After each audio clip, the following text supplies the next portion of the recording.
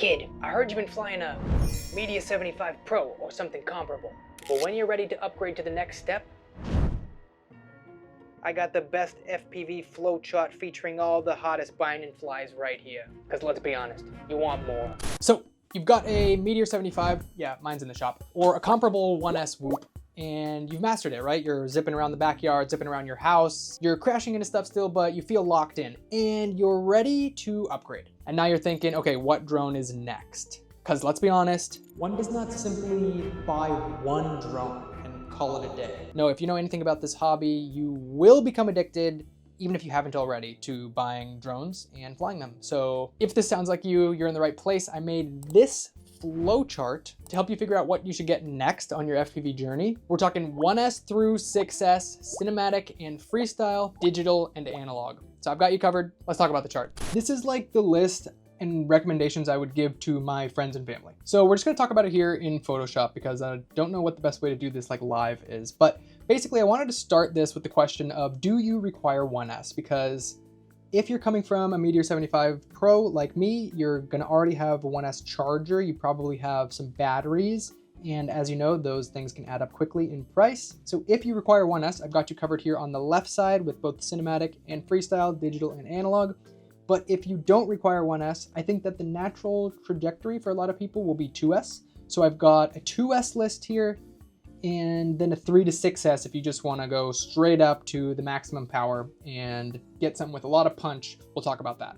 So let's just start with the first question. Do you require 1S? If it's a yes, let's check out the left side here. So let's say you need a 1S cinematic drone. Well, this section I definitely had the most trouble with because, by the way, guys, at the end of each of these legs, analog is on the left, digital is on the right, okay? So if you need a cinematic analog quad on 1S, not too many options here. Also, cinematic and analog don't really play well together because, you know, if you're doing cinematic stuff, you probably want that crispy 4K footage, or at least crispy digital footage. So I've got the Mob 7 here. This is a 1S version of the Mob 7. You can use this with an analog VTX. I believe this one is HT0, but it should work. I'm trying to make all of these bind and flies. If I couldn't find a bind and fly, it's at least mostly plug and play. I figure if you're a beginner looking at this list, you probably don't want to do too much soldering, so I'm doing my best. So Mob 7 for cinematic, the reason I picked it is because it does have the Whoop frame, even though Photoshop kind of destroyed it here, but you're not going to destroy that thing if you crash it inside. Now, for cinematic DJI or digital, I'm gonna say just keep your Meteor. We don't have too many cinematic options for digital on 1S, and the Meteor is great because it's got the Whoop frame, and although you can freestyle it, it does feel pretty tame for doing like close proximity to people or indoor. Now, what if you want 1S, but you're a freestyle guy or gal? I really like this analog option on the left here. This is the Crux 3 analog. This is actually very similar to my custom build right here that I made. I have a longer video on my channel if you guys want to check this out. This is a digital DJI 04 Lite, but this thing is incredible. It's spinning 3-inch props, but it still feels pretty small. And the efficiency is just insane. You're gonna get such long flights with this. It's very quiet. It freestyles better than the Meteor 75 Pro. It handles wind better. Cannot recommend this thing enough. If you're comfortable with going toothpick style with no Whoop guards, this thing is amazing. But let's say you want digital, you're a freestyle guy and you want to upgrade from your Meteor 75 or comparable 1S Whoop. I'm really liking the Firefly 18, y'all. This thing is sick. It's like a kind of like a mini version of what I have here. I would probably use it without those prop guards. Those are removable. They're 1 gram each. And this thing is going to cut through the wind a little bit better than a Whoop. It's going to probably be pretty efficient on those bi-blade props. I don't think it's the best freestyler in the world, but I'm guessing this thing does freestyle better than the 75 Pro. Flywoo's a great company. I think this would be a great option if you're looking to get something that's going to be a little more nimble without that Whoop frame. And then really quick, just a runner up here for the analog 1S freestyle. Loving this Hummingbird race spec. Have not flown it, but I know that this thing is from Newbie Drone, awesome company. Super lightweight. Like, this thing will have such better flight characteristics than the Meteor 75 Pro.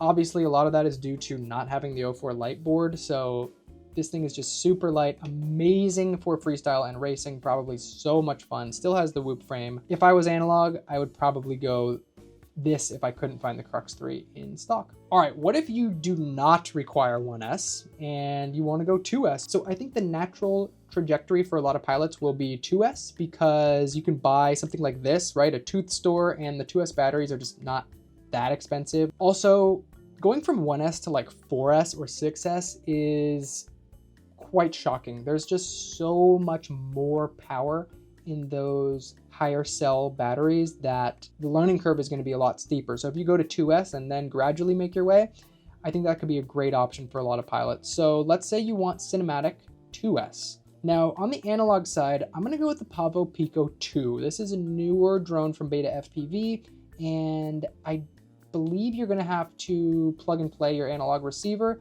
but this is a great platform. You can run a lot of different VTXs on here. So if you ever wanted to switch to 04 Lite or 04 Pro, you can do it. This thing is 2S. It's going to feel pretty tame, but have enough punch to do a little bit of freestyle.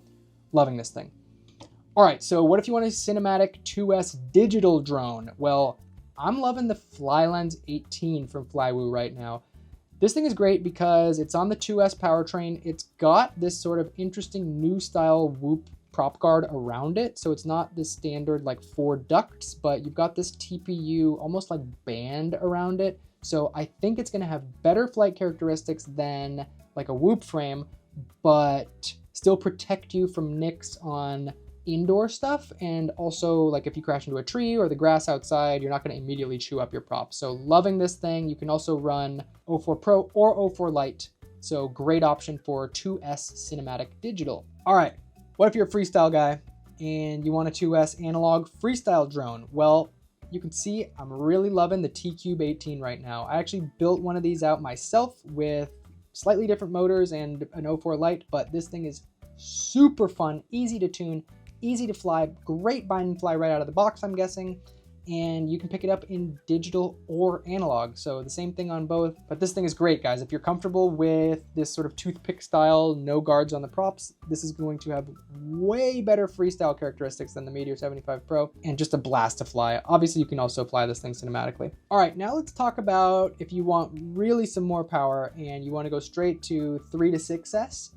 What you have in this realm. So all the way on the right of this flowchart here, let's talk about these cinematic options for 3 to 6S. Right here on the left, guys, if you need an analog option, the Pavo 20, again, you're gonna have to plug and play your receiver, but I really love the Pavo 20. I think it's a super versatile platform. It runs on a 3S battery. You can also run it on 2S, which is really cool if you just have 2S batteries or you want to tame it down a little bit. Love the Pavo 20 from Beta FPV. And then if you want a digital option, I think that the Cinelog 30 is a great choice here. My buddy Noob FPV has one of these. Check out his channel if you want to see some more in-depth flights.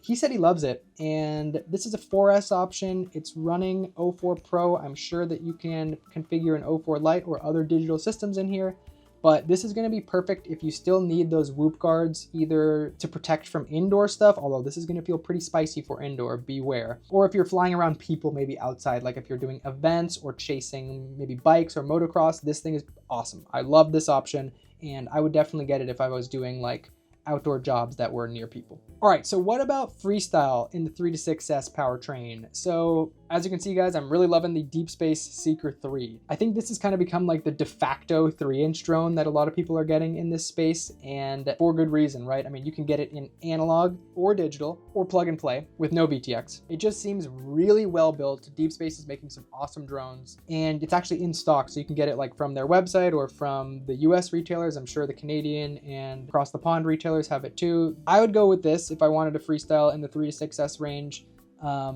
Notice I don't have any 6S on here because I think that 4S is probably a better stepping stone if you're coming from something like a Meteor. So yeah, guys, that's the flowchart. I'll make sure to leave a link to this actual flowchart that you can like download if you want to just check it out on your own time. And I'll try to leave links to all of these drones, at least at their US retailers, so you can go pick them up if you want. But hopefully you found this a little bit helpful if you are on your journey to buying another drone.